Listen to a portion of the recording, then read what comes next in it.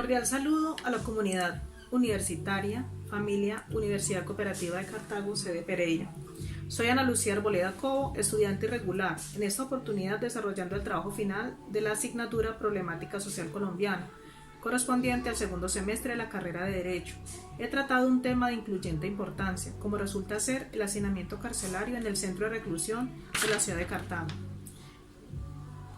He querido estudiar esta problemática desde ese enfoque social, que debe proponer el fin de la pena, y es que a estas personas que han caído en desgracia, esto al transgredir la ley penal, sin embargo en nuestro Estado social y democrático de derecho se debe respetar sus derechos y garantías. Para entender un poco debemos acudir a definiciones que se hacen necesarias para entender esta grave problemática social.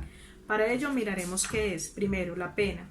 Acudiendo a grandes tratadistas miraremos cómo en principio quien entró a definir la generalidad de la pena, que fue el maestro César Vicaría, y ello expresó o comenzó a hablar del bienestar común. Expresó el maestro Vicaría que a ese bienestar común se llega conservando un estatus que solo se vence por los impedimentos opuestos y efectos de las acciones humanas. Si ese estatus choca con las acciones humanas y hay ofensa entre ellas, se presumen los obstáculos políticos. Esta es la pena, que no es otra cosa que la oposición del Estado a la destrucción de la sociedad. En otras palabras, la pena es el castigo que acompaña al individuo que ha violentado o transgredido la norma penal.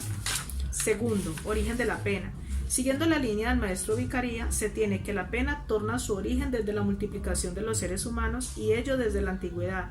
Este fenómeno hizo que los hombres se agruparan para tratar de resistir a otros grupos, consiguiendo con esto la nefasta consecuencia de pasar por los choques entre grupos y se trasladara a un choque entre estados, consiguiendo con esto que los hombres cansados de vivir en guerra fijaran unos lineamientos llevando incluso a sacrificar lo más sagrado que es su libertad.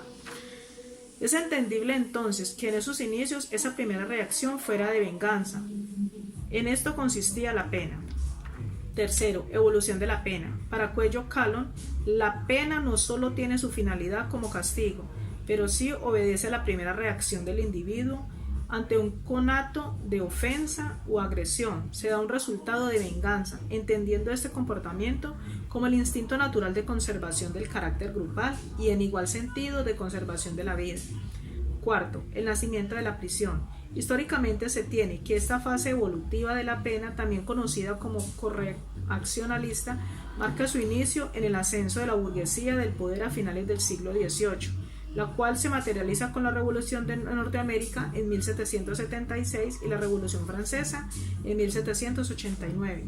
Pues bien, con este preámbulo podemos entrar a hablar de las excepciones del principio constitucional de la libertad y decir que si bien la pena en principio obedece a la necesidad de garantizar elementos del conglomerado social, necesariamente irrumpir en la esfera de la privación de la libertad indudablemente va a generar unos efectos psicológicos producto del encierro. En la actualidad, el sistema carcelario en nuestro país está saturado y en esta situación o fenómeno social no es ajeno a nuestro municipio Cartago. Dándole una mirada criminológica al asunto, la seguridad de la persona privada de la libertad está en cabeza del Estado y debe obedecer a medidas preventivas correlacionadas con el delito que se le indilga, en la personalidad del individuo y las medidas cautelares de protección como medio de coerción social.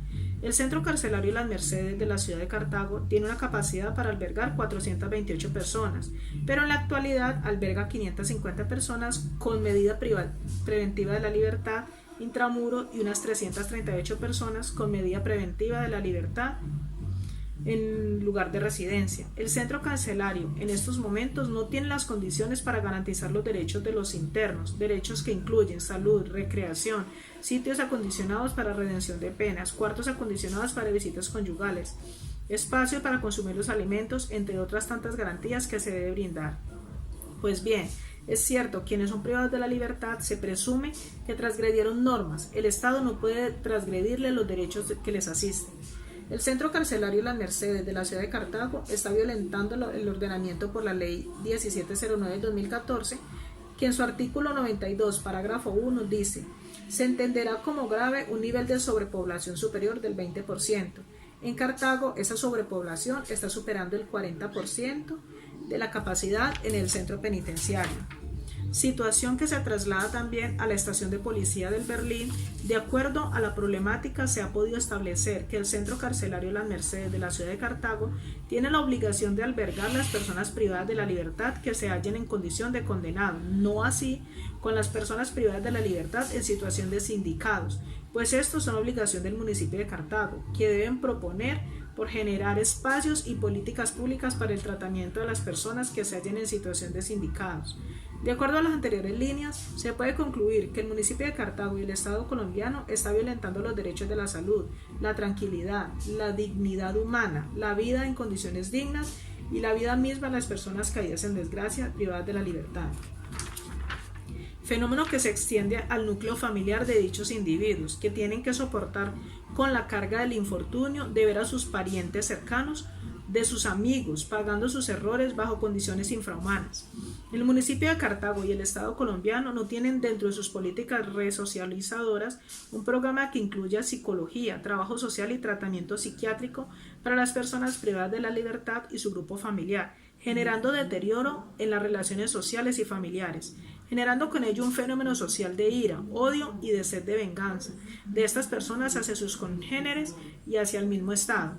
Concluyo indicando que se hace necesario generar una verdadera política criminal que abarque el estudio de las conductas y del mismo individuo, ello antes de que haya la transgresión de las normas. Asimismo, generar políticas de tratamiento carcelario resocializador, pues en la actualidad la pena solo tiene una finalidad de castigo, pero a estas personas no se les brinda la oportunidad de resocialización. Por último, desde este trabajo, hacer un llamado a las autoridades competentes y a los programas de derecho para comenzar a implementar centros de reclusión agraria e industriales que se les pueda enseñar a los privados de la libertad técnicas y oficios que les permita una verdadera reinserción social cuando cumplan con lo cometido de la condena. Muchas gracias.